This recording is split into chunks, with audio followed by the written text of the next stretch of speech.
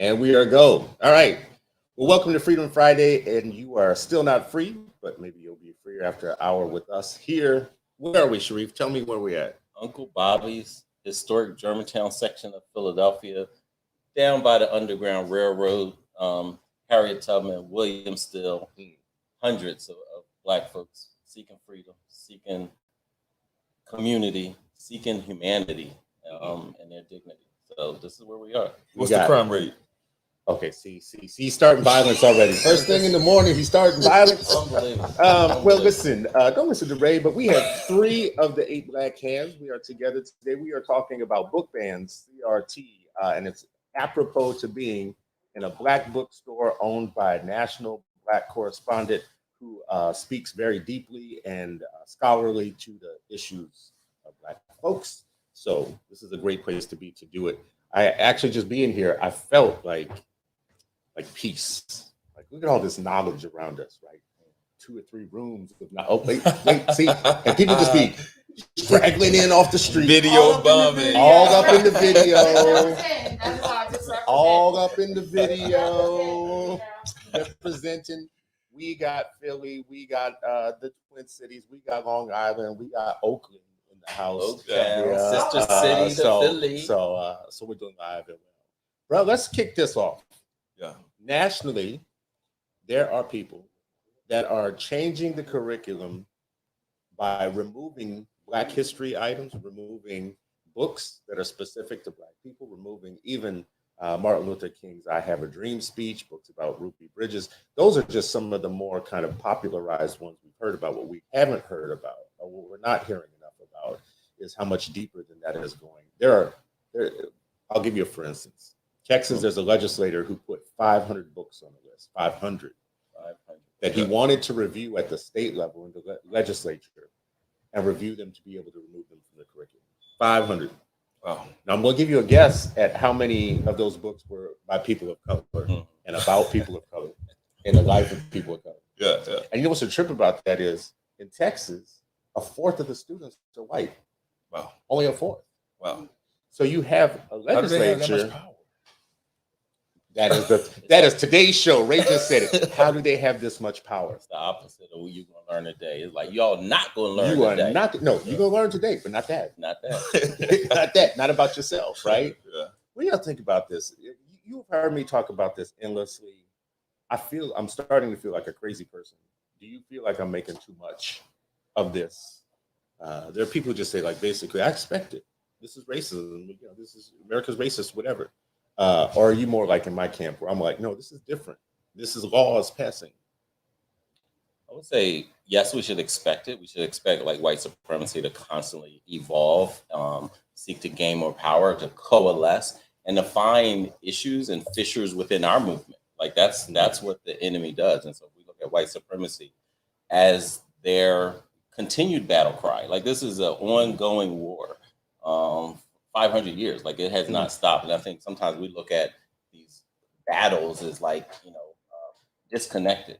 I look at it as a 500-year war that's been waged against people of color through white supremacy. And this is the next iteration of it. But just like we should expect that, we should also expect the resistance to come together. And with the level of urgency, because there are state laws, because there are fines, because there's people can get fired and removed and lose their certification as educators. Like, we can't be lackadaisical about this stuff. You lackadaisical about quicksand. Next thing you know, you're under. I was about to say you did. This felt like quicksand, but it didn't feel so bad for a while. It's like kind of warm. I needed a bath anyway, so it's all right. It's like that massage, and it's cheaper. The next thing you know, you're going under. You know what I'm saying? It's like, you ever see that prehistoric?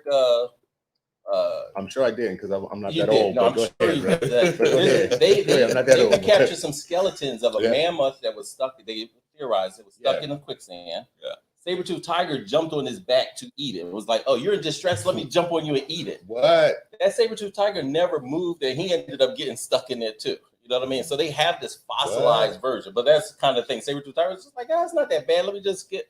Next thing you know, he was dead too. Right. And so I think I don't think we have enough urgency for this situation, because I think too often I don't hear where's our black organizations? Not We just talked our about black this last night, organizations. you know? I see all these Families, white everybody. suburban white moms coming to school board yelling Don't and say that, screaming. man. You're gonna get canceled. Nah, I'm uncancelable, bro. Like, because the truth will We're never gonna be cancel canceled. them. Right. The truth is a mini series. It'll never be canceled, bro. But to this point though, like, where's everybody else showing up at them same meetings? Right. I am sure wherever those meetings are, I am sure within the neighborhood or within that group, like there are people of color parents. There are parents of color, right? Like, but I never see them I never see them come forward. Yeah, but that could be an access thing too, because Access. at the time in which they're doing those meetings, Yeah. you know, folks got to work. Bro, this is Loudoun County. This is where the black people have something. This isn't. Where's Loudoun County? Where is it? Virginia. Virginia, you know, places like that. Well, where, actually, like, you know, no, you had a parent from Loudoun County that did that CRT bit or whatever. She didn't know what the hell she was talking about. right. That's when we do have black folks, Yeah. middle class black folks in those areas show up.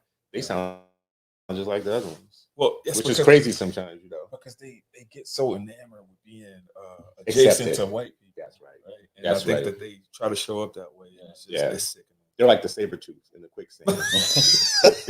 Right. I don't know what that meant. You said it. I didn't know what that meant. You don't know what it I'll meant see either. you later. I'm gonna keep But working on it. assimilation ain't just for recent keep working on immigrants. it. Assimilation is for other folks too who feel like, you know, my proximity to whiteness is going to improve my life. It's going Right. to improve my children's life. It's going to, you know, generationally, the more we can get to that stage, Yeah.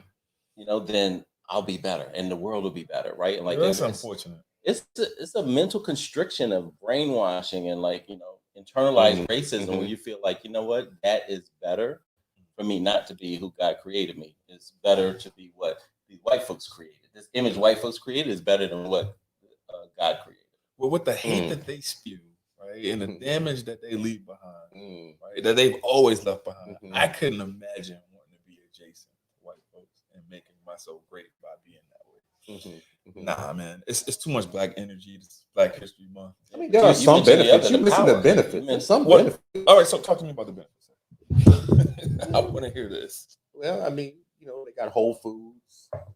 Hey, listen, You know, Whole Foods is not They got based good off credit, of a color, you bro. know, they Whole got- Foods is just access to good food, man. Trader Joe's, like all Trader the, Joe's. Listen, I have this working Hagar theory. pants Yeah, I have this that aren't too tight. this working theory. Yes. Don't If you come at his live word. close Don't come to at Whole his word. Foods or Permanent live crease close to pants, Trader Joe's, you know? you made it. You've seen the downside. You're not seeing the upside. I think it You goes know, back to is what the we coffee talked about better? before. Their coffee's better.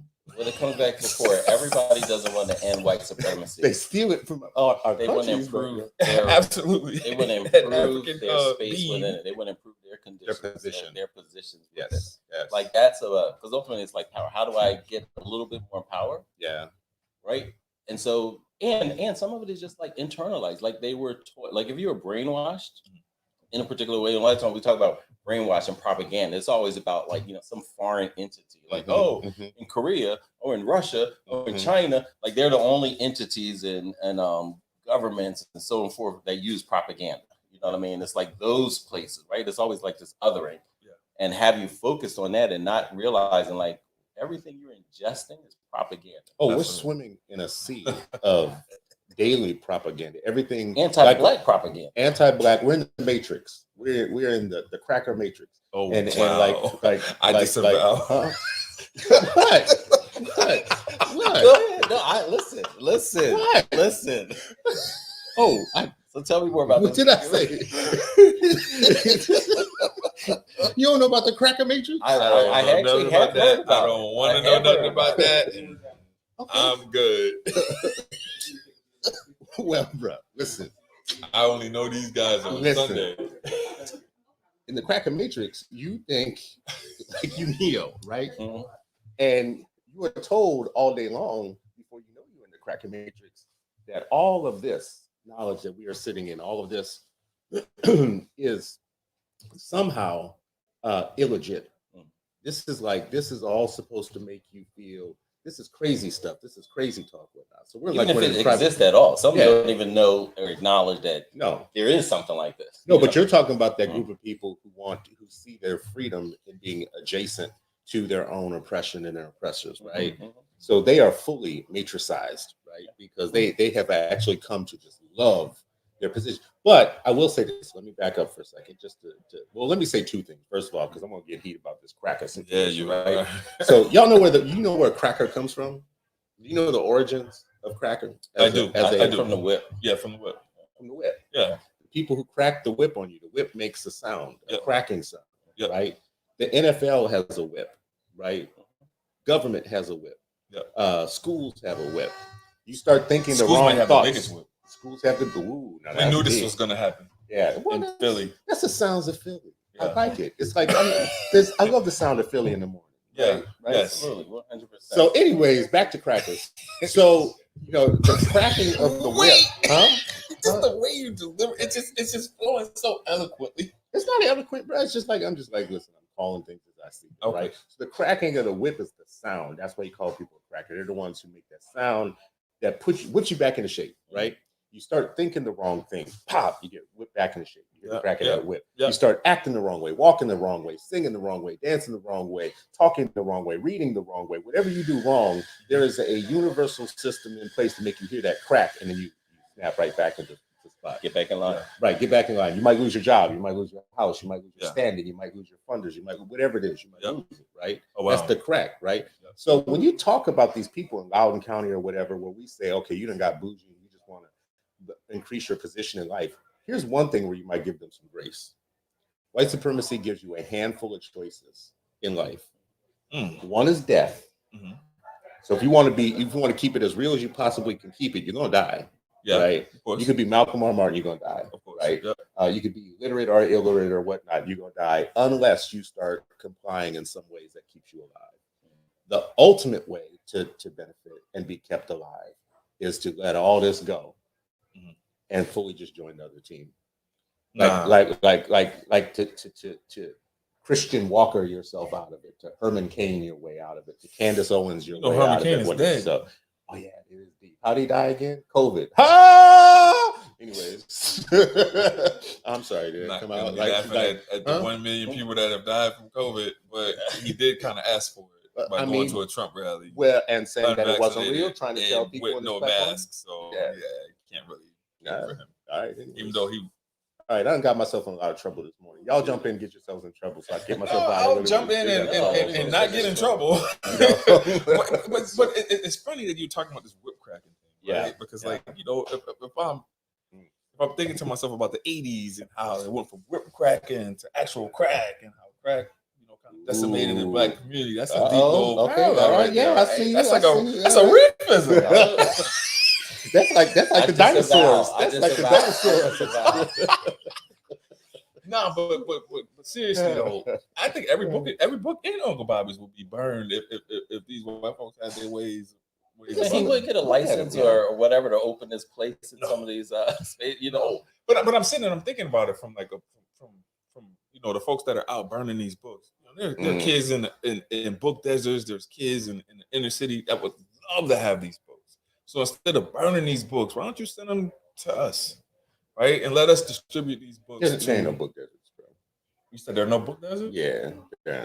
Explain why you think no? That's just not, bro. I'm sorry. It's an access issue though, right? Because the things that you have access to in a suburban school district are totally different from the things that you have access to in the city. The funding. There are food deserts, there are equity deserts, there are opportunity deserts. But one of the things that we have, we're in an information society. Information is like free. Ignorance is a choice at this point. That's true.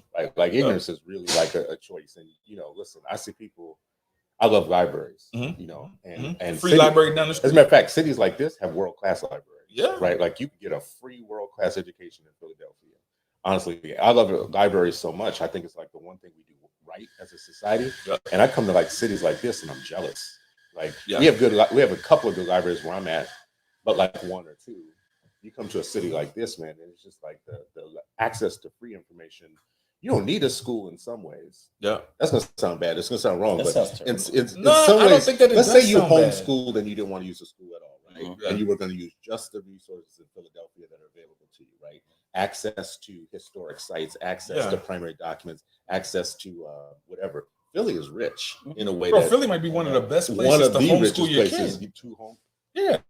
one of the best places to homeschool Say your it kid again. might be Philadelphia. Might be in Philadelphia. Yes, to take them completely out of the cracker matrix.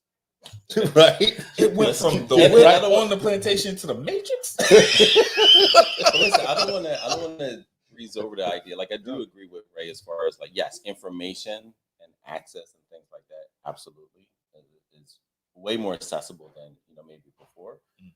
And I want to also just that equity piece that come out. I mentioned this earlier. Like the library at 52nd and Lancaster has been closed for a decade. Right, and like that's right in the middle of the Black neighborhood. That joint was closed down, never reopened. It was like, oh, budget cuts, like never reopened, right? And so, if I go to the suburb, like my access to the Y, and you can even see it within the city. I don't even want to go across county lines. Going to the northeast, like a section of like what that rec center in that space looks like, and then what it looks like in other places, what the library looks like. The same way you imagine like what the schools, what the institutions look like for schools filled with Black people. That's the same parallel and the same institutional mindset and framing that the other things look like. So yes, you can go down, across from your hotel, the main library. Yeah, that joint is dope, right? But then also, how many of those if you're a Black child going in, Black parent going in, are who's choosing those books for that library? It ain't gonna look like this in most of those places. I don't care Philly or Ogle, wherever, right? It ain't gonna look like this. Why doesn't it? Right? They should have more access, right? And I love the library. So like, my Aunt Mariam, she would order, when she became disabled, had her stroke, she would order library books. You know what I mean? And they would come, deliver, she'd read them, send them back. Like I thought that kind of access is fantastic. But we also have to recognize, and I forget, I used to know this stat, but like, a very small percentage of authors right now are Black and brown, telling their own story, right? We talked about this before. You, as a child, you're more likely to see a talking bear and a talking car than a character that looks like That's you. so crazy. Yeah, That's right. so Like, crazy. so all of these things, and the folks who are in a position of power, who are owning that creation, they'll say, "Well, we use the Black voice for that rock." We use the Black voice for the bear, so you are included. We ain't gonna give you a character, What's it sound like? Your voice you could be the Yo, voice. dog, I'm a rock. That's exactly what it sounds. but like I recognize that tone. That's tenor. crazy. I think that's we arrived, right? Like, okay, well, let me ask you this question, because you have cities like this where you just said all that, and you ask, okay, well, who's in charge then? Who makes those decisions of what gets open and what's get closed? And now you talking. Well, I mean, you talking about a city that's run by Black folks, a city that has Black money, Black power, Black collective power in ways that a lot of places in the rest of the country don't have that level of like control of their own kind of environments. And you shut down libraries, and you don't have any power over who puts what books in the library, whatever, right? Not only that, I mean, there's a lot of cities that have that exact same political apparatus. Black top, Black bougie middle class situation. Some of your talented 10 folks or whatnot. So what's happening? Well, let me tell you this one thing. I remember there was a mayor who came to a meeting and said, "The brothers run this city." And I looked at that like, do they really? You know what I mean? Because the way he was describing it, like in these positions, these formal positions, when you peel that back and you actually say, like, who actually makes decisions for cities? First of all, we're the billionaires. We're the Fortune 500 companies, right? Like there's, even if they're behind the scenes, you have to recognize that there are decisions and meetings and all those kind of things where they're dictating like, hey, yo, dog, and this is what's actually going down. This is like closed libraries though? Closed libraries is another function of, we talk about like urban centers, right? Yeah. If I'm in Harrisburg and I'm voting for your budget, I don't care about your library at 52nd and Lancaster. I'm cutting that. And so sometimes people are in these decisions like it's either this or that, and both of them are bad, right? And so then they get that particular blame. But you also have to look what's behind that very poor decision that they are forced to make. So then they're the ones that's getting, dragged down the street and tarred and feathered, theoretically, right? And it was literally like, you have $1,000. Do you close that clinic or do you close the library? People don't know about, and I think, that's what policymakers have to also be more transparent about. Like, hey, I think there's a lack of transparency, a lack of trust, lack of community, lack of engaging community to say, hey, y'all, we only got 50 million. Here are all the things, because in the community like Philly, what you hear is like, yo, you better give the district more schools, more money.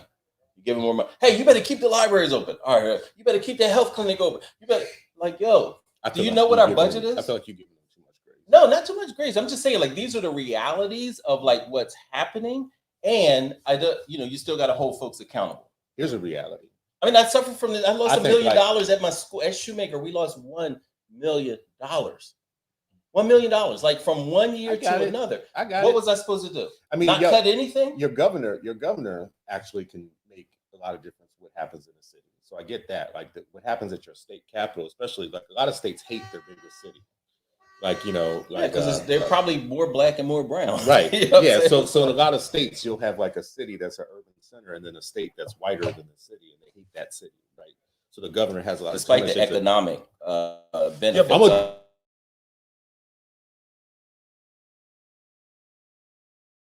and you have people who are getting elected to these offices that are getting elected by real estate developers, and they will tell you privately, all that stuff y'all talking about, whatnot, is actually not my main concern. We let mayors off the hook a lot of times on doing the right thing for the community. Sometimes it's because they're in a position where they don't have the power to like fight the whole world, and sometimes it's just because they're about that life. I agree. They're behind the scene. They're real estate group. Like that's a power group. Right? And they're playing golf, and they're playing golf with that group, and they're having martinis for lunch with that group, and all that type of stuff. And then you add the talented 10th, you add the constricted mindset, the anti-blackness, the anti-poverty, the anti blah blah blah blah, and then it's a face. I don't think y'all know how much power y'all have in Philly, right? Because y'all in a swing state, right? And then the vote from Philly usually can kind of sway an election. We've seen that happen in the last 2 elections. Like you guys have a lot of voting power here.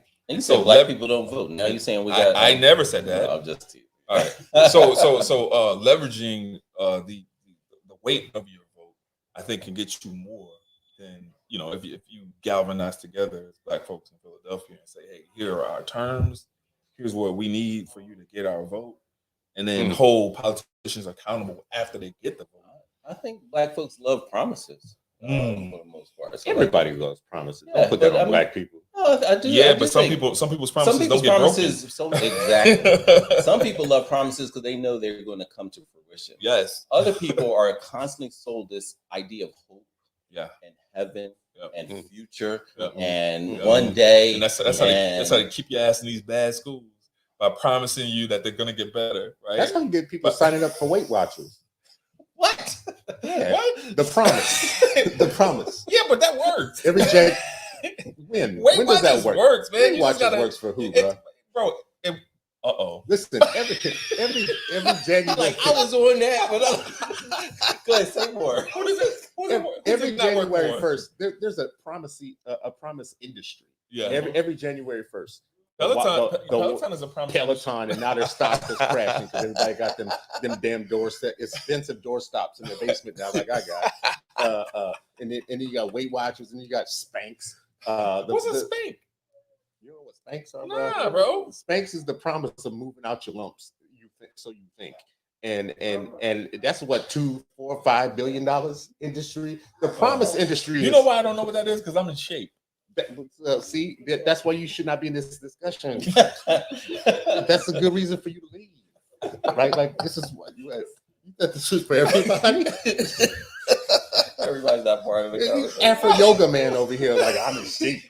Of course you are. You be stretching every day, and doing dumb shit like that. So I'm in shape. Right? Look, I don't think we should disrespect the good yoga and all that stuff that he does. Oh yeah, we should disrespect it. Yeah, 100%. Go yoga. He want a goat on his back. Let him have a goat. This one wants to milk a goat, and this one wants to do yoga with. I want to eat that joint, curry goat, bro. Like, really? Well, after we milk it, let's curry that joint up. You know what I'm saying? Wait, and you can put its own cheese on it, bro. Listen, you gotta take care of this and use the entire. I brought some goat milk home to the kids. Were like, I ain't drinking it. I'm like, it's milk. Like what? It's not the same thing. It's actually better than cow milk. But go ahead. I don't want to. Anyways, all I'm saying about that is don't blame it on black people for wanting promises. Everybody wants promises. They want the promises. Americans spend millions of dollars every billions of dollars on promises. And it probably came out. We're not blaming people so. for having, hope and promise. What I'm saying is some people's promise, particularly for Black and brown communities, are consistently undelivered. That's true. Well, we're getting one though. That's called Democrats. No. See, and I'm not a Democrat, but I'm going to cape for them for 1 second. Right? Ooh, this should be good. So, all right, come on, Republican. Cape Oh yeah, I got to hear this. Let's hear it. Biden loses the first 2 primaries. Gets down to South Carolina, gets Jim Clyburn. Okay, and Jim Clyburn makes him make a whole lot of promises. Right? It's like, okay, so what can you do in order to win the Black vote in South Carolina? Well, one thing you can do is you can make the next Supreme Court opening be one for a Black jurist, right? Okay. And so now that promise is going to come true because he held his feet to the fire in terms of like, all right, you need to make sure that the next person that is open on the Supreme Court is a Black woman. But then my question for y'all is that there were several openings during the Obama administration in which he could have had a Black woman jurist. He didn't do it. Why? Did he nominate any? Why not? I don't know. Why you hating on Obama? I'm not. I'm just asking a question. Why you hating on Black Jesus? I don't know what your problem is. I thought that was Michael Jordan. No, is it Michael Jordan? That's what I thought. I mean, at least that's who they.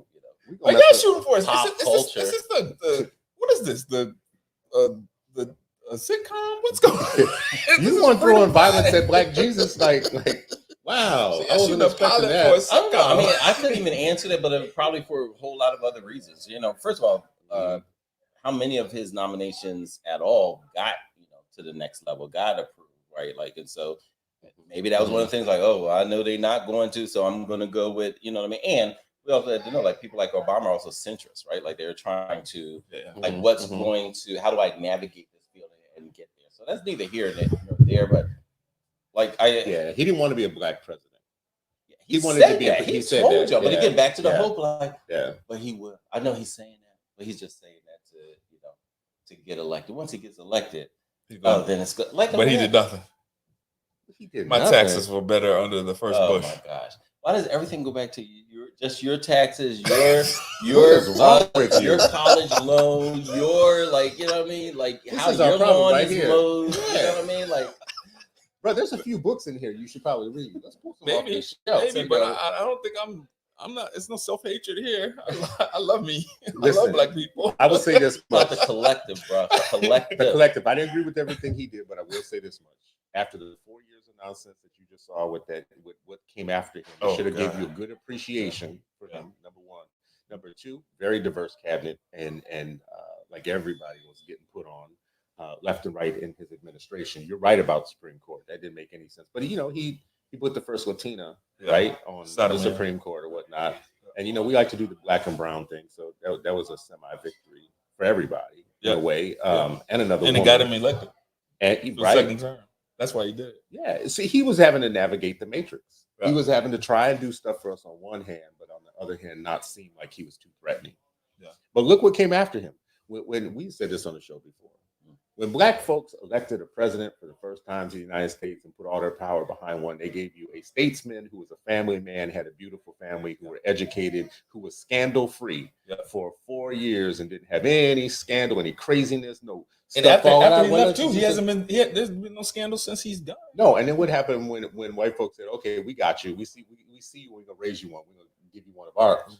The worst. What did they give us? They gave us the worst of theirs. They gave us the worst of the worst of the wish.com of presidents, right? And this is like right. And that was our payback. That was our payback. One gave you hope and change, and what did the other one give us? Right? Hatred and violence, right? Like constantly. Wish.com. Well, okay, was that too good? Maybe. Maybe. Was that level like Alibaba? Yeah, I don't know. Most of the stuff from Wish comes from China, so you about right. Spot on. China. He said we heard that for 4 years, and he's making Donald J. Trump T-shirts and ties and everything out of China. Made in China, right?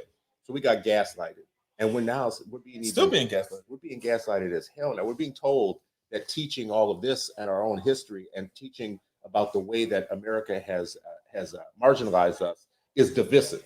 Oh, but That's divisive. but you know what Racism isn't divisive. you know what the next White move is? supremacy Embrace racism. So, Embrace that. Like Yeah. that's just The next it's move, okay. we're in Black History Month, but History Month, bro. You can't All right, say I'm Black sorry. History Month anymore. we're in History Month. Anti-Civil We're in History Rights, Month that's focusing on Black folks, which is Black history, You making me Black feel American uncomfortable. history, You're making a lot of white folks feel uncomfortable, bro. whatever. But by the if time you go next to China, February if you go to China yeah, and you say, "Can I have some Chinese food?" yeah, In China, they're gonna laugh at you yeah. So because you're gonna have some food. It's just food. Yeah. We call it Chinese food. Yeah. Right. Yeah. So Well- Black History Month is for. So next year you're not gonna be calling it Black History Month. You're not gonna be calling it No History Month because they're gonna ban that shit. CRT. They're gonna CRT it out of here. That's true. Right? It's gonna be And called so- All History Month. Listen, many places. That's exactly what That's they're the- that's what the goal experience, is, what man. they're Yeah. experiencing Goal- in school. You were talking the other day about the words that are banned. You know, forget Yeah. like Oh the yes. book, the Yes. compilation Pull the of words words. up. Like It's there are so crazy. specific words that are Is like this in Wisconsin? you can't use Wisconsin. this in schools at all. By law, Mm. by law, you can't use them. They're trying to outlaw this group of words, a set of words, and I'll find it. But Wisconsin is interesting because they do a lot of crazy shit. Like with That's the interesting. Republicans, and they'll do gerrymandering. They'll erase these lines in order to And restrict they all vote, do that, right? restrict Black people from voting. You have anti-CRT legislation. That's you're not even nobody in a now should be a push. Everybody in the inner city should be bringing in an expert in CRT and putting it in a curriculum. Now that's what should be happening. Okay, so let's go through some of these words. This is a list of words. The government of Wisconsin, the legislature, is attempting to pass a bill that would prohibit these words from school trainings and trainings of state employees. Mhm. It's so long, I can't say all of them, but it's things Give us like, about 5. I'll give you affinity groups, collective guilt, colorism, critical pedagogy, critical self-reflection, decentering whiteness, diversity focus, diversity training, equity, examine systems in quotation marks, free radical therapy, hegemony, identity deconstruction, institutional bias. Bro, this list just keeps going on. Bro, Of these things that people just don't wanna feel bad. microaggressions, multiculturalism, Microaggressions. neo-segregation, I talk about microaggressions all the normativity, time. oppressor versus the oppressed, patriarchy. Oppressor. These are all words that they would literally Yeah. outlaw. You They know don't my want to favorite- feel bad about nothing. What my favorite And they word don't was? want us to know nothing. They don't want us to know anything about My anything. favorite term was examining systems. Oh, they don't want Examining you to systems do in there. Like No. that captures it all. Social does. justice. Yeah. Social justice is on the list. We will not be Spirit just. murdering. Spirit murdering, that came out of Bettina Love's That's book. Bettina Love's word. That's the guy right? that came out of. Shout out Bettina Love. They are literally trying to outlaw Dr. Love. knowledge. Dr. Love, they're Knowledge. trying to take everything Knowledge. that's in your book and You know what? take and I'm surprised cancel it. black isn't on here. You know, It might just like be. straight It up might black. be. Oh, and the last one, whiteness. Well, that's not the last one. Woke is the last one. Whiteness, white supremacy, white social privilege. capital, white privilege, white fragility, unconscious bias, systemic racism, systemic oppression, systemic bias, Who came up with this structural list? Did racism. they come up with this list at a clean Outlawed. meeting? Crack a matrix. A whole lot of state legislators. That's exactly what you could describe them. They Klan meetings, right? Like it's yeah. The clapper. Where do you think they go? Where do you think they all went? They put on badges. Yeah. They got on ballots, and they said, "Oh no, we gonna." This is why sometimes I hear people excited like, "Oh, America's browning. Oh, we're gonna have more." I'm like, I mean, cool.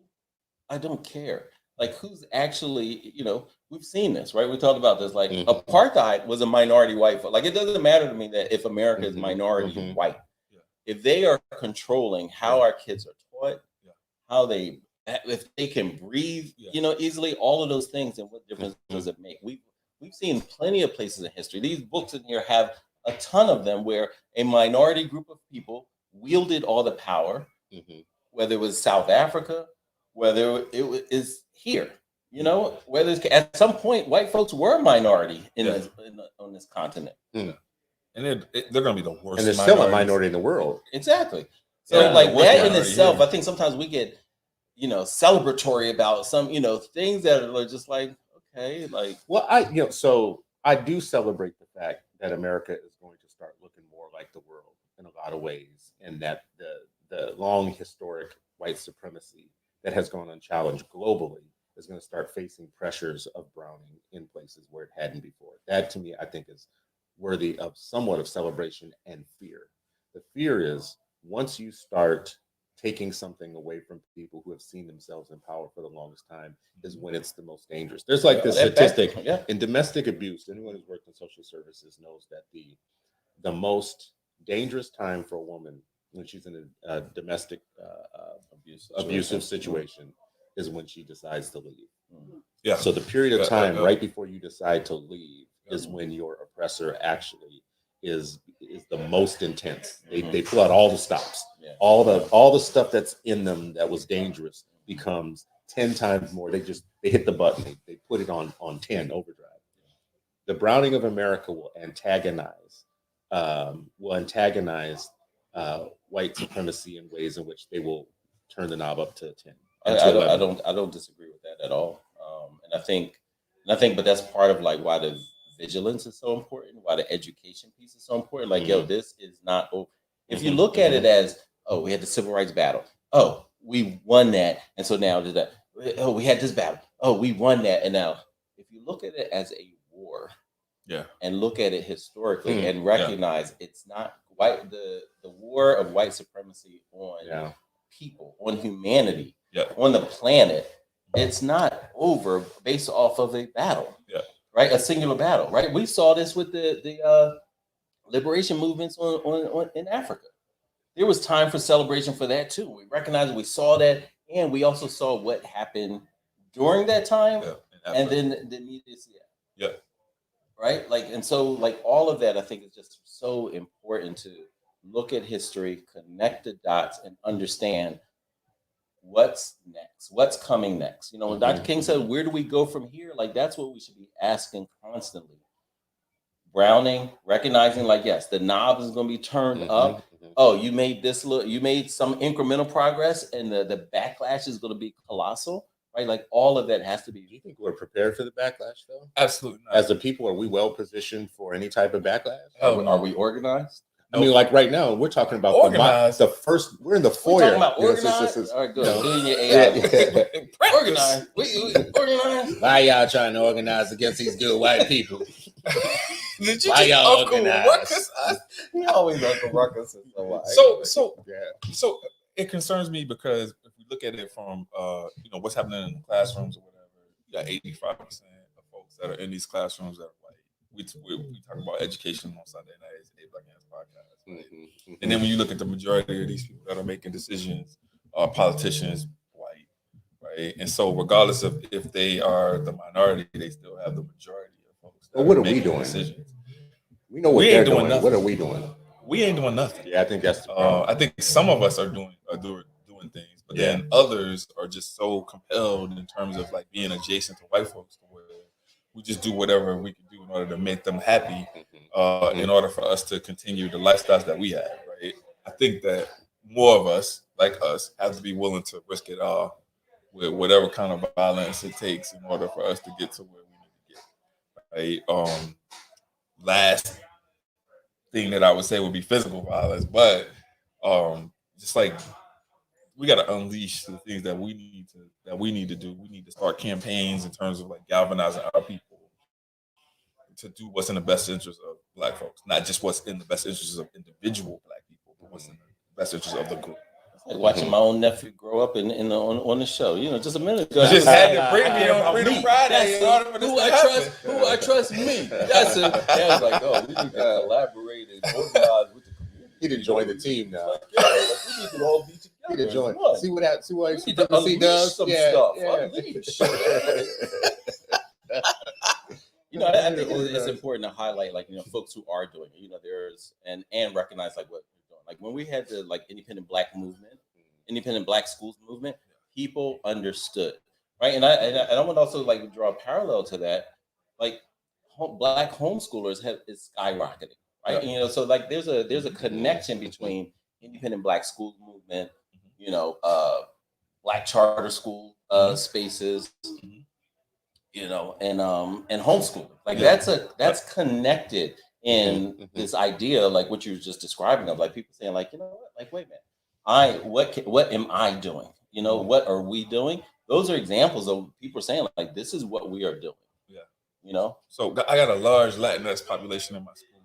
And so, with everything kind of trying to calm down with this global pandemic, folks are traveling more to see their families and do these other things. So I got teachers that are like, well, they're missing a lot of school. I'm like, well, this kid is probably going to learn more in Spain than they do in your classroom just from taking that trip. Yeah, right? Are they going to Spain or are they going to Honduras? Well, one family's going to Spain. So a couple families going to Honduras and Central. You have a large, whatever. So like I have a large Spain, embodiment of So large, it's like it's like an embodiment of folks or whatever. Haitians.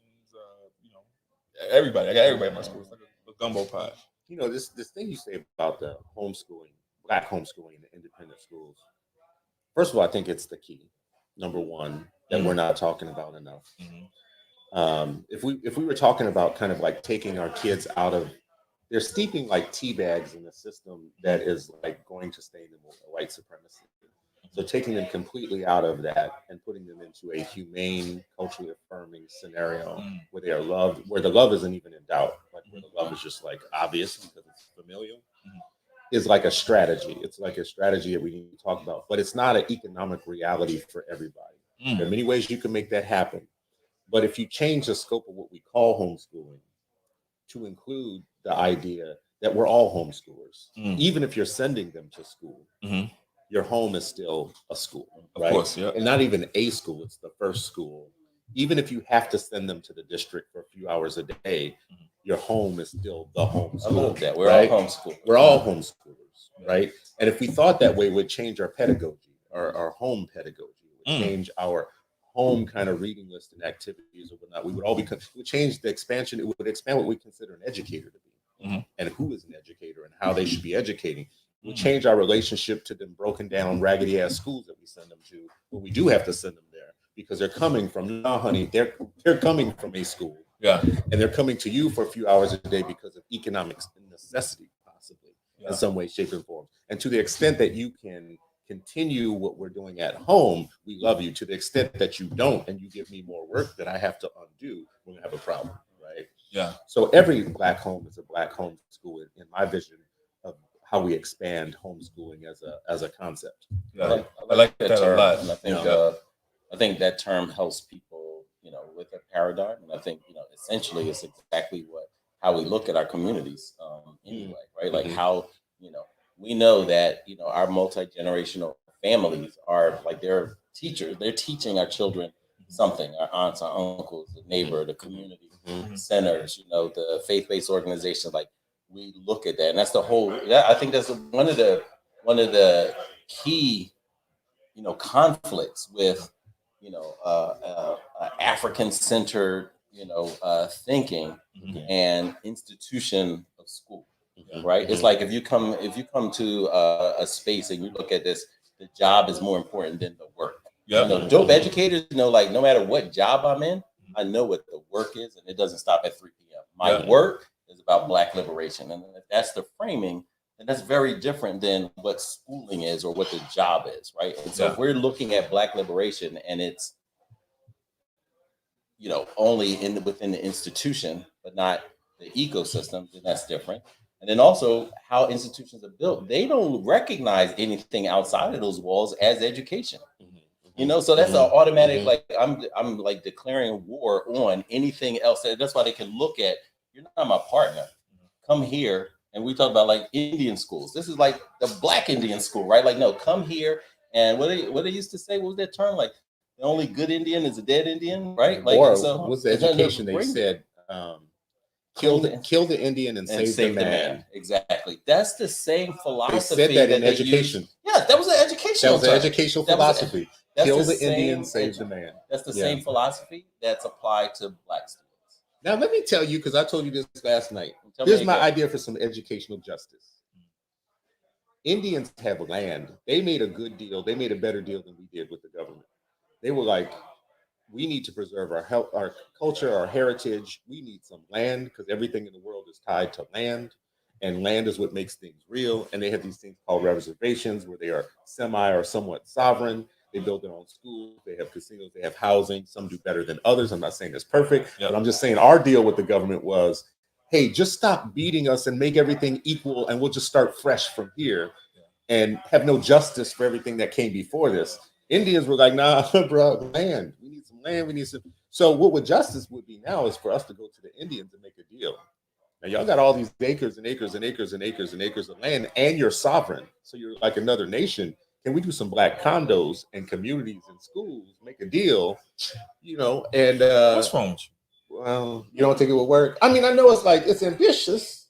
It's ambitious, but before I thought, because Sharif was telling me Black Africa, the plan, back in the day was they were going to try and get for Black folks some land and some states, right? And it never came to fruition. And I'm just like, we'll make a deal with somebody else. Make a deal with somebody who already has sovereign status, is a group of color who understands cultural preservation, the need for collective economics, all that. You don't think it'll work? I could. Why are you anti-Indian, bro? No. Native American. Well, listen, I think I'm 110. Native American. So is everybody, bro. So is everybody. Yeah, so is everybody. Whole good hair crew. What's that senator? Yeah. What's her name? I'm 185th Indian. Really? What kind? I don't know. It's 185th. Check out my good hair. Right? That's old, bro. We don't do that. Understood. We don't do that. I mean, I think Don't be anti, bro. I'm not. I think part of what I'm hearing. It's a lot to unpack. Here comes the educator. I don't know if I want to dive all the way into it. But this idea of the Republic of New Africa and other Black Power organizations. Well, again, trying to coalesce around the issue, unite, have power of a power base, and saying like, okay, Republic of New Africa. Here's where the vast majority of Black folks are. So from Louisiana to South Carolina or something like that being the space where we can rebuild and institute our own reconstruction and add that kind of sovereign land. Yeah. It's one thing. I think how the Native Americans got placed in particular. It wasn't that much of a negotiation of like, hey, we want this. It was kind of like, y'all can't leave here.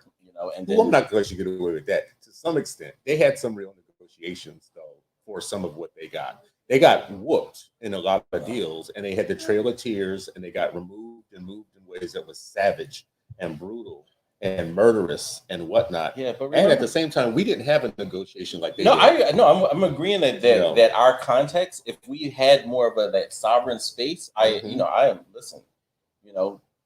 think part of the brainwashing and oppression that we went through, there were a lot of, I would say even today, there are folks who might not even ride with that. No, not at all. They want to stay. What I mean? Like try to organize a group of, people who are, and again, I don't like to describe our conditions like we're defeated.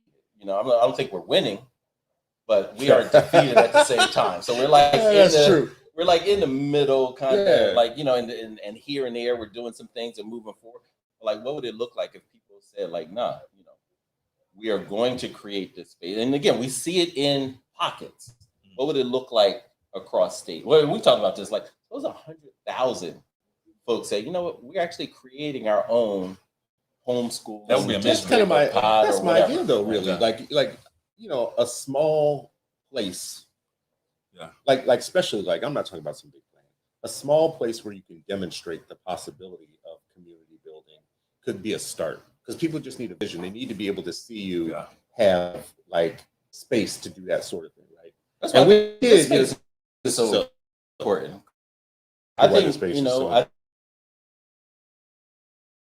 is in South Philly with Universal. Like, so I think there are pockets of that, and I think we have to highlight those and then continue to double down on it. I feel like owning the land to me keeps sticking out as, the more I read about history, it keeps sticking out as one of the major losses that we took. Yeah. But like land ownership is something that is just primary. If I could go back in time and whatnot, we got beat out of land deals all over the place. We were almost going to get land in so many times. Yeah, beat out, stolen. You share Great migration. Just even think of a great migration. How many people had to leave under threat of maim and murder? What would our wealth situation, if the 40 acres and a mule had came true, what would our wealth situation difference be today? Come on. I mean, think about, like, enumerate the amount of acres that is. If we would have got the 40 acres each, the wealth situation, the Black wealth situation, just from that deal alone, would have been so much different than it is now. I hope my 40 acres was in the Hamptons. Okay, There see, there we go. We just, you know, this is why you can't invite everybody He's to everything. incorrigible. Yeah, you He's can't just incorrigible. you can't like everybody can't come to everything. And just when I thought he was just about to make a breakthrough. You know what I mean? He's about to make a breakthrough. He retreated to the darkest corner. Yeah, but you guys really touched on something important, and I want to kind of stick in this area for a while. The homeschooling piece, and just like making your home an extension of the school, as opposed to the school being an extension of the home, right? And so, thinking about just like the things that kids are learning at home. I got 4-year-old readers, right? And these kids have never came in contact with school. With school, they're learning to read at home. Right? From some of the shows you were talking about, Sesame Street, like some of these educational shows, like these kids are locked in and becoming readers without even touching school. And it's like when they get to school, they regress. I mean, Chris used to talk about the research that shows, like, Black students were performing extremely well. You know, that once they get to school, when that, get that arrested development. It was in the homeschool communities, learning that they were thriving. And then within the confines of a situation that's not, it was never built. Most of these places were not built with the, optimal condition for Black children in mind, right? Like, it's one thing to build a house and you have like, I wanted this, I want that, and, all your vision. I have a friend, Mike, who built his house from scratch on his parents' land, right? Like, their yard was big enough. He built a home, and when I think about it, he would talk about like the process and how they were, his family was trying to put this one. It was, and this is in right outside of Philadelphia, right? And so, historic Black suburb or mixed suburb, but a Black community within this suburb. And the family had land, and they talked about like, well, you know what, we have enough of a parcel for you to build a home, and we share the yard, right? And so just even that concept, and then they build it, and they're thinking about the vision, right? Now imagine a school or educational and a partnership between, that extends the community learning just within this framework of a building, right? Like, it's a building, but it's consistent with what the community's values and aspirations are. It's very different than building something and then say, let's add a little equity, on top of it. It's like afterthought. And we're forced to add this because it's tied to some funding or just, how we'll be perceived. So let's add a curtain. Equity is the curtain. So let's add this curtain. Let's retrofit it for this purpose. And we ain't gonna do it. And retrofitting sometimes can get expensive. So we ain't gonna do that because we might have to actually change the structure of this home to fit the club. So we ain't gonna do all that. I can tear down the walls or anything. No. We're gonna put a throw rug down from the equity. Well, it was low bearing. So this is where I go back to the Matrix thing, the situation, just in that the thinking that you just said and what you just presented is a step out of the Matrix. It's a step away. Like, you have to understand your conditions, understand that you're being trained and gaslighted to be subservient and to serve a position. Level of consciousness. That's a good way of putting it. So your consciousness is raising, and people of all stripes. We need a multiracial, anti-racist commitment from people from all different walks of life, white, you just black, said a lot of bad words. Right? Absolutely. I'm just thinking the same thing. I was like, you can say this in Wisconsin. Okay, let me finish, Negroes. I'm going to get banned here, but let me just say, we need an anti-racist, multiracial commitment to raising consciousness across lines, across race, across economic lines, to get out of the Matrix. To first of all recognize what we are in. We are swimming in a sea of misinformation that trains us from day one until adulthood to be something that God never intended us to be, right? So breaking out of the Matrix means one, just saying it, putting out there, and then realizing, submerging yourselves, kind of orienting yourself into the counter information. The information that runs counter to that is the goal. And for your children, maybe to never put them in the first place, never to let them start there. The whole homeschool thing that we said, to me, is the anti-Matrix strategy for children. It's the never even put them in the Matrix, let them grow organically or as organically as you possibly can. I just want to say, I saw Sharif's daughters last night. Yeah. These beautiful children. Yes. Sharp, Yep. funny. Mm-hmm. I'm not going to tell one of the stories, but one of them even told me how to get around the loophole. like these are going to be people who are going to be free people. They are being raised to be free people. And you can see it and you can hear it, like what it sounds like. And in the moments when you recognize that in a child, and you see that that's what's happening with them. You want that for every child. Yeah. Exactly. And if we're not careful, they're gonna slap an IEP on them and say, you know what, like there's something wrong with you. But they're gonna take you out. I'm just gonna tell you right now. You better be just at home. That's all I can say. Oh yeah, no, listen, they already hold me accountable in ways that I've not experienced before. Yes. Right? Like it's nothing like with a group of daughters, yes. You know, who are just like, no, that was then, this is now. You know what I mean? But there's a saying, I think Stickman, you know, the only a caged bird thinks flying is an illness. Ooh. Right. And so if we think about that, how many children are flying, you know, and then people, educators who are, you know, looking at like, nah, like there's a problem with you because you're free thinking. There's a problem with you because you're criticizing the system or analyzing the system or whatever that term was that they sit in on one of them IEP meetings, right? Just as a bystander, sit in on IEP meeting and just hear the deficit thinking that goes into how they analyze Black and brown kids. Right? They're, I don't know, man, just the amount of Black boys that are being labeled as special education students it's very troubling. Because some of them might say the system is a problem. Like this is not, and that in itself, again, critiquing the system. At the end of the day, we need critical thinkers. That's at the end of the day. Like, that's on the list. But maybe that's all too. Let me see. But Reef, if you got 85% of folks that are teaching 60% of folks that don't look like them, can't identify with them or whatever, then you're gonna continue to get these types of outcomes. Yeah, but it's not just who's leading the classroom, right? Everybody. Who's developing them? Who trained them in college? Right, and so a lot of times we let teacher prep program, educator prep, principal prep programs off. The superintendents have to get a license to be superintendent. Who developed them to think about? Hey, this is the work, not the job. Yeah, I understand what you're saying, but most people are trained for the job, not to work in a school, not work in a community. Yeah, if I'm training folks, I want them to be developing how to work in the community that they're going to, not to work in this school system and the job. Those are two very different pathways, mindset, skill set, and ultimately outcomes. But understood. But think about this. We're talking about lack of diversity in K-12. There's also a lack of diversity in higher ed. Right? And so if they're... And we don't talk about that as we don't talk about that at all. Unless we're talking about specific professors and what they're experiencing. But right. But we need to go to these HBCUs, right? And that's where the teacher pipeline needs to begin in terms of like building connections with these HBCUs. I'm reading them like Howard is the only campus that has a school on it. Like they have a charter school. I think there's a couple more, but and they didn't like it.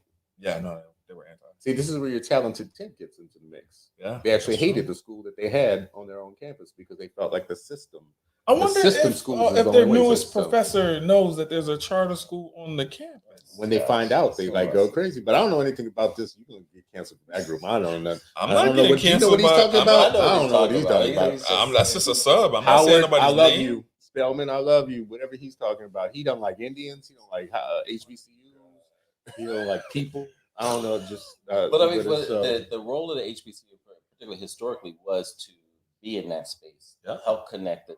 Understanding that liberation is tied to education, right? And there's a very specific, like you can't separate those two, right? That's why we talk about educational justice and racial justice, or you can't extract them from each other. If you're doing one, you have to do the other, right? But then if we look at now, and this goes back to you're talking about like the legislature and all that, how many of these HBCUs, actually have class? We're talking about class action lawsuits. They have grounds for class action lawsuits, right? You look at Cheney and what they're funded as opposed to other state affiliated schools in Pennsylvania. Yeah. But then you also look at the HBCU. Like if my vision would be, if you want to be the dopest educator in this area, you would have gone through Cheney. you'd have gone through Lincoln. Yeah. Right? Lincoln doesn't even have an undergrad program. Yeah. You know, and Cheney's, they could all the ed majors. I literally was thinking about hosting them for dinner in my house. That's how few there are. Oh wow. Literally, I had a conversation with them like, yo, we should bring, this was right before COVID.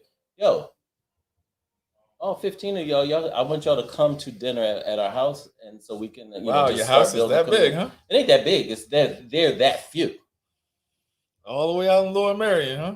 Bruh, don't disrespect me like that. We don't live in no daggone Lower Marion. Lamont, bro, Lamont. And let me tell you about the community we live in. Lamont is where I still hear, I don't actually hear, but theoretically. The Civil War. This is where. How do you theoretically hear something? Because it's just the feeling. Like that's an illness. I'm looking at this Union soldier statue right out here, right? And so this is in Lamont. This is where the Black Union soldiers were trained. Right, and so this is where we are, right? Like this is Lamont, Pennsylvania, is where Black soldiers who were going to, to fight in the Civil War. This is where they were trained. This is where we are, bro. You know what I mean? So between that and West Philly, baby, all day. You know what I'm saying? All right, yeah, cut the shit. Yeah, West Side, West is best. Cut the shit. Don't get me started. Do not get him started. So my family from the Black Bottom, bro. We're with that. Now we wrapping time. Yeah. So yes. Go ahead, bro. So what were you gonna say? I was going into my closing thoughts. Okay, so we're gonna go to closing thoughts with this Freedom Friday live from Philly, live from a center of knowledge, ensconced in a living room of knowledge, right, where you are free and private to say whatever you want. What's your closing thought on this particular show that we have talked so much around Black knowledge being under attack, CRT actually being in advance of white supremacy on Black thought, and we're kind of like in a shop of Black thought right now. What's your big idea? What's your big closing? Yeah, I mean, I would say first of all, thanks to Dr. Mark Lamont Hill and his team for hosting us for today's Freedom Friday. I think situations like this, when we talk about that, I love the framing of homeschooling. That's what we all are. We're all homeschooling our students, our children, and they may go into a building for a particular time, but how are they going? Assessing, are they being undermined, and all of that? Our lessons that we're teaching undermined. And I think spaces like this, Uncle Bobbie's, Harriet's Bookstore. My mother and my Aunt Maddie used to work at Hakeem's Bookstore in West Philly. Like that was one of their jobs when they were younger, right? And so like being in those spaces, and I think about when they would talk about that, I'm like, what? That's where some of the learning, yes, from her parents, from her grandparents, aunts, but then she also was working in a bookstore, right? And so just thinking like Black bookstores, Black spaces for us to be able to protect our children, our youth, but also community and institutions of learning, and looking at it beyond what the system says is an institution of learning, and making sure that we've created institutions of learning within our communities and that are connected across communities, I think is absolutely crucial. And so I'm really grateful that we are here. And I think that's a way to think about this work and this space. So they can ban whatever they want, but if we own the out of school time, if we own our communal learning and our institutions of learning, they can ban whatever they want in their institutions. It has nothing to do with what we do, how we educate. Columnist Janice Armstrong is going to she's actually writing about this very thing in I think Sunday's paper or this weekend's paper about here's what Black families need to be doing, while all of that kind of we call it anti-CRT, but it's really just anti-Black. We're still anti-Black because this has been a long war of anti-Blackness. They just named it something different to as part of their tactics. So we got to make sure we're refining and revisiting our tactics. Yeah, that's deep. Yeah, it's hard going after that. You should have let him go last. It's his hometown. I always do this too, and I don't know why. Yeah, go ahead, bro. Like, I'll try. So, first and foremost, I want to shout out Dr. Tiffany Flowers. She does some work in terms of book deserts and making sure that kids that are in areas that don't really receive funding get opportunities to get books in hand. So I want to shout her Secondly, want to shout out Dr. Cole, who's not here today, who's a part of the Fearsome Foursome 8 Black Hands podcast. Shout out to that guy. I see Energy Converters over here. So shout out to him for the work that he's doing. But lastly, I want to double down and actually triple down on this homeschool thing. Thinking outside of the box in terms of like what does a curriculum look like to where it's not prescribed to like 180 days. And so when families have the opportunities to take their kids on vacations and take their kids out for other additional learning opportunities, having schools that doesn't count against them, right? Because I think that learning happens beyond just the school walls, and having the kids to have the opportunities to go out and learn and embark on new adventures and all these other things. Because when you do that and when you expose kids to like this, I'm just thinking about this dope Philly scene in terms of like what it would look for homeschooling. When you come back and you look at these standardized tests, they're being exposed to that type of language by going into these museums and going and seeing all these things that they're seeing, because that's basically who these tests are designed for. They're not racist. The tests are not racist. No. Yeah, everything's racist. So my final thought on this is just I keep going back to this matrix thing that we are swimming in a sea of misinformation every day, even when we can't see it. It's like the fish in the water thing. Fish don't know that they're in water necessarily. Maybe they do. You would know better than I because you into that sort of thing, right? Yeah. I don't know what fish think or whatever, but there's a way to swim in it so much to where it's just part of your life that you don't. When Dr. King said that, his challenge was to racism, militarism, and materialism, gross materialism. Those things, for them to exist and keep going, requires you to have a level of consciousness that's below their level to be able to sell you things. We're being sold militarism, mass consumerism, the idea that our best kind of value as a citizen is the ability for us to consume products that fill up our houses but leave us empty, right? And when you make that when you have that commitment, millions of dollars of marketing, billions of dollars in marketing of ideas and militarism and race-based kind of a hierarchical thinking or whatnot, it's hard to think of how you wouldn't become what they want you to become. You're taking in all the messages. Black children, see my hat says like problem child on it, right? When we talk about, you said black boys getting ID'd for special ed and those things. I've said it before that I think the most healthy black child is the one that is disruptive and is the behavior problem.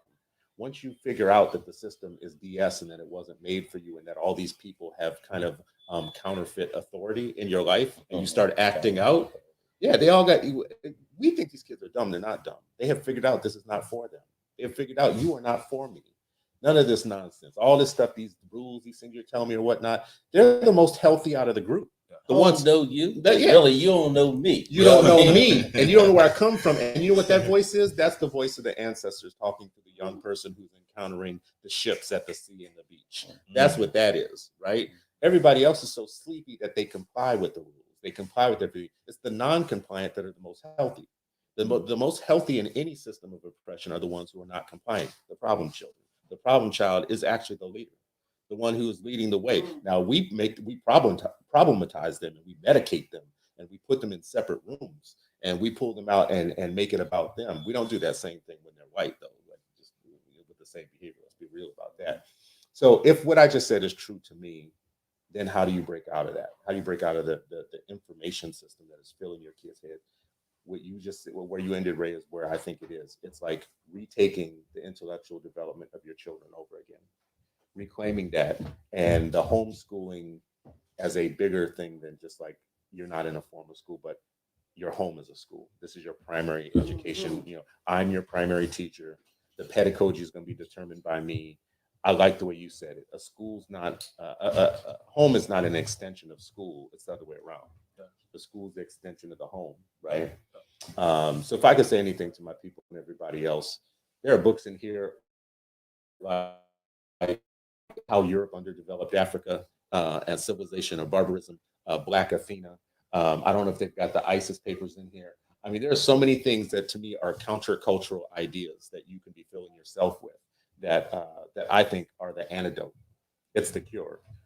If there is a white supremacist Omicron that is going through your community, this right here is the vaccine for it, right? So that's what I'm going to end on, right? I love that. You And said then with violence. counterculture instead of pop culture. Finally, There you go. I There you finally go. got them to agree with me. There you go. Beautiful. No, you got him to agree. Countercultural, counter institutions, counter ideas, counter thoughts. That actually is your survival. Y'all made That's for how each you other. win. So The revolution will be literate. Get it. there you go. Get it at. There you where go. do they get it at? And 8 Black Hands Podcast. You can get this at citizenstewart.com and just go to the shop. You'll get that. This has been another episode of Freedom Friday, and you were still not free, but hopefully you are freer now than you were when we started this show today. This has been one of our best shows because we're doing it live from Philly, from Uncle Bobbie's coffee shop, Black owned. Is it West Side? Is that what we're doing? G-Town, but Okay, Germantown. but listen. So the Germantown Oakland person says West Side. Germantown is just a suburb of West Philly, so you're always All right. right. All right, y'all. Well, so violence has been claimed this morning. We appreciate you all for watching. Please share the show with others.